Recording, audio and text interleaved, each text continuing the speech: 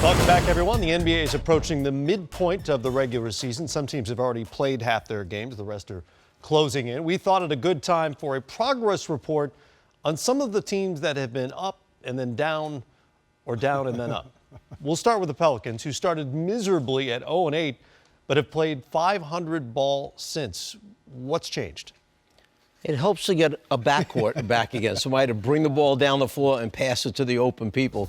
Anthony Davis has been sensational this season, but when Drew Holiday comes back, Tyreke Evans comes back, what a huge difference. Injuries, it's all about injuries for the Pelicans. We know what Anthony Davis can do, but they are 10-11 at home. They have to protect their home court better and stay healthy and surround Anthony Davis with the guards. Some of these answers may be obvious, some of them less so.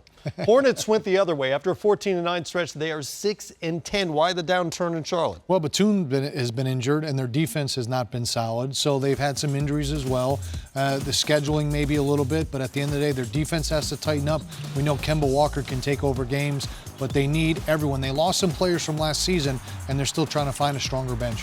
And I think, in all honesty, they played way above what everybody expected of this team. Steve Clifford and the staff did a great job of getting this team out of the gates early on. They had great belief. Kemba Walker was on a roll in the beginning of the year. Yeah. They've been involved in a lot of close games. They won a couple, then they lost a couple that were close. But that 14-9 start, they were in first place in their division for a while. So you're saying the 6-10 is closer to real?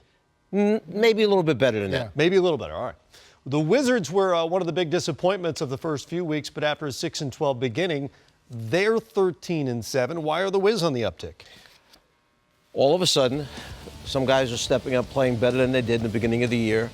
Their front line is not a great front line. And I think Gortat came out and had a couple comments that may have shaken some guys up in the locker room. About the bench. When he called people out about the bench. They're not a real deep team when you get past the first 6 or 7 guys. So the fact that they got their guards back healthy again, Wall has been playing outstanding basketball, and the front line has played better than they did in the beginning of the year, they're winning more games. Their backcourt. I mean, obviously Wall and Beal, I mean, there's dynamic of backcourt as there's in the league. They're 4-13 on the road. They got to do a better job winning some basketball games on the road to help themselves. They got off to that struggling start. They're about 500 right now. I expect them to keep on going up in the standings. Their defense was really bad at the beginning of the season. Broadway was buzzing when the Knicks were 14-10. Remember that? All the headlines, splashy news on the back pages. But they've lost 12 of 16 since. Why the Knick nosedive? Well, distractions for one. Porzingis is Achilles. He's been kind of, shelved a little bit. And obviously the distractions with Derrick Rose. But at the end of the day, the Knicks need to be on the same page. Their defense has to pick up, and that's only going to happen if they have practice time, if they build a chemistry and a culture there that they can be successful at. We know they can score the basketball, especially with Anthony. And I think, in fairness, in one word, bench. They don't have a great bench, the Knicks, and it catches up to you eventually. Everything was happy. Everything was great in the beginning of the year. Not so good lately. And from what I understand, it's not that much fun to play in New York when things aren't going well. No, there's a lot of pressure there.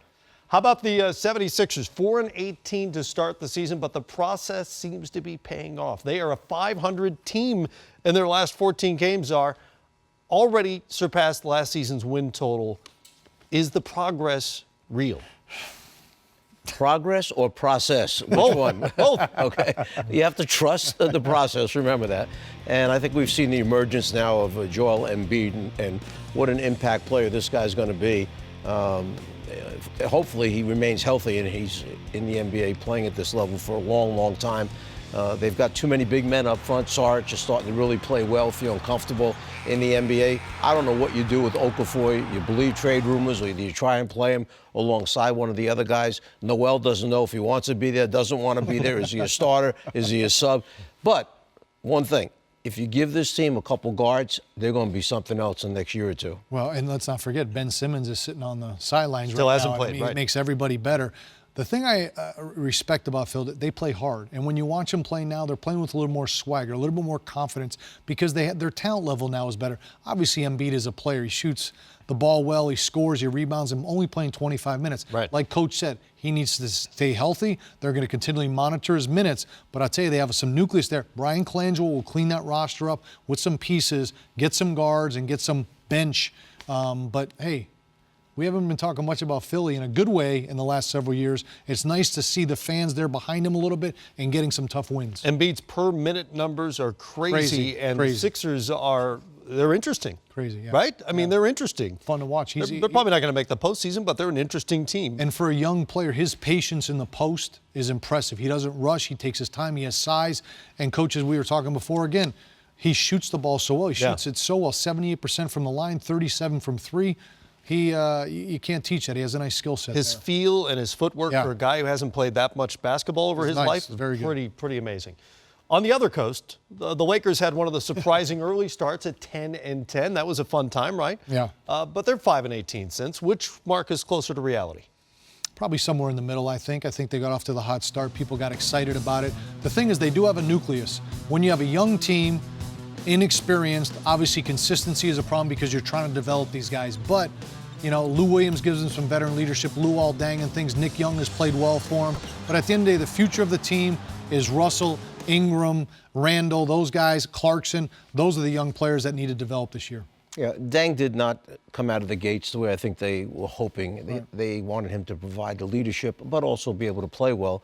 They were the Charlotte of the Western Conference, playing better at a higher level than everybody thought they were going to play. That injury to D'Angelo Russell really hurt them. That was a big piece, and he was playing very well just before he went out. So it just takes time with a young team, but they like the organization in the beginning, they like their head coach, and they play hard. Finally, the Minnesota Timberwolves, back-to-back Rookies of the Year, a new head coach there. Now nearly a 500 team after a 6-18 start. What do you expect for the Timberwolves in the second half of the season? I expect a really impressive second half of the season. When you talk about their head coach, he's a head coach who loves defense, and they were playing no defense, which was really bothering their head coach and staff. But that's been adjusted, okay, and they've played much better. The last week or two, Karl Anthony Towns has played out of sight, okay, as far as taking over and trying to carry this team on his back. And you've got this young, talented roster. My goodness, when you look forward at the players that they had, if you knew you were the coach, Vinny, right, and you're saying, like, well, over the next 5-6 years, I kind of like what we have here, they're really a good young roster. Yeah, like Coach said, their young core is impressive. Obviously, Towns, Wiggins, Levine. I think this kid, Chris Dunn's going to be a really good player. But at the end of the day, young teams struggle to execute in the fourth quarter. Minnesota's lost a lot of games in the fourth quarter, giving up big leads, and that over time, those are going to turn into wins, and then the talent's really going to show. But the inexperience has showed so far. I agree with Coach. Second half, get some of that experience under your belt, some more practice time with Coach Tibbs, and see where they are in the second half.